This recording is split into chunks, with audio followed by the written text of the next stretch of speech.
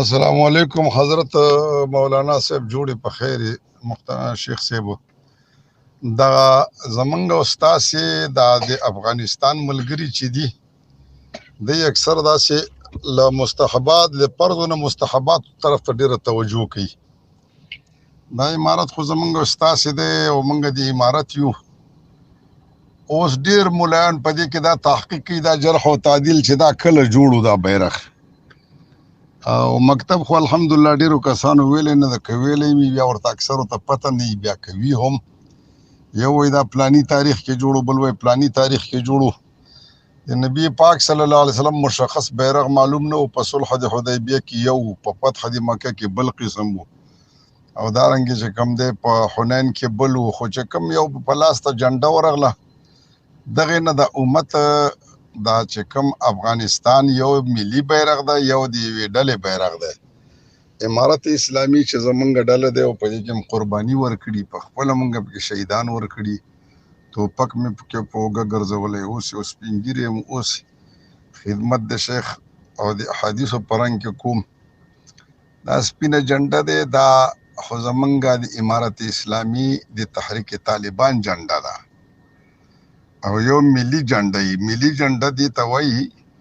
چې تاجک او هزاره او ازبک او ایماق او ترکمن پارسیوان پشهیي نورستاني پښتون ټول پې باندې متفقي او دواړو کې کلمې دي بسم الله ګانې دي ښې علامې شاعر الله پکې موجود دي. نو اوس دا خارجي دنیا او کفار فساق او دارنګې غربي مغربي تهذیب هغوی ټول دا کوشش کوي چې دا افغان ملت او دا تحریک طالبان سره ټکر کړي. څوک د نسوان په حقوقو باندې څوک د بیرغ په رنګ خو مړه چې کوم ځای ته ګوته سیخېږي که یوه ګوته پکې ځای وي نو دوی پښه پکې منډي. نو زما د تاسې ټولو علماو نه بزرګانو نه اکابرینو اسلافو نه دا تمنا ارزو امید کوم به حیثیت یو سپین ږیري شیخ الحدیث چې دغې وړو وړو خبرو باندې دومره ډیره هوا مه ورکوئ او مې دومره ډیره اوږدوئ. ما تاسو ته وی د فتح د مکې په ورځ باندې رسول پاک صلی الله علیه وسلم ډیر داسې څه وو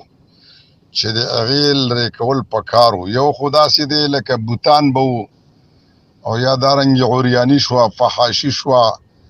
او یا درس و تعلیم چې دی په یو ځای مشترکه دا خو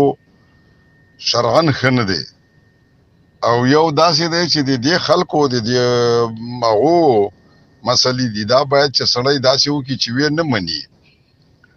د دغې خلکو مخه ونیسئ. دا چې سبا اوس یو دا مغربي 20 کاله افغانستان کې دا نوجوانان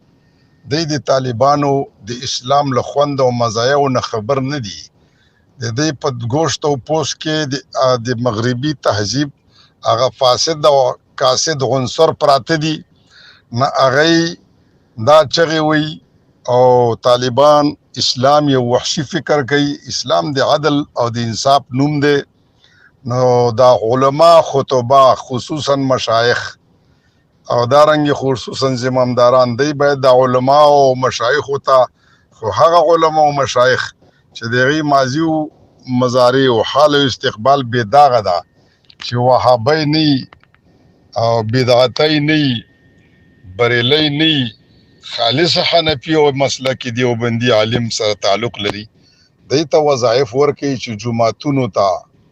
او خانقاهونو ته او تکیهګاو ته مجلسونو ته خلکو ته دعوت ورکړي په اخلاقو خلک راواړئ او دا پشپیلۍ په زور باندې د افغانان چام نه دي تابع کړي او د اسلام په داسې طریقه ورته تصویر کی وی کسره حضرت علی وی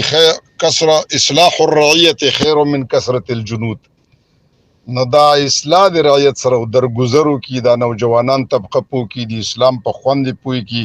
په راډیوګانو کې په تلویزیونونو کې په فیسبوکونو کې علما خطبه باید په دې چانه ونه وي چې دا پلاني وخت جوړو پلاني وخت جوړو پلاني وخت جوړو دا خو جرح او تعدیل په احادیث او په احکامو کې راځي. دا خو د ملک یو علامه ده. په دغه اوس خلک جوړ دي، خیر د دې تسمه وایي، او څه وخت وروسته بیا په دلایلو او په شوراګانو کې په حل او عقد کې بیا لرې کوي. او دا موږ چې کوم بیان کړی دی د بیرغ په باره کې، دا صرف په دې خاطر مبني دی چې دا پوټ او انتشار اختلافات او بېدیني دا ختمه شي.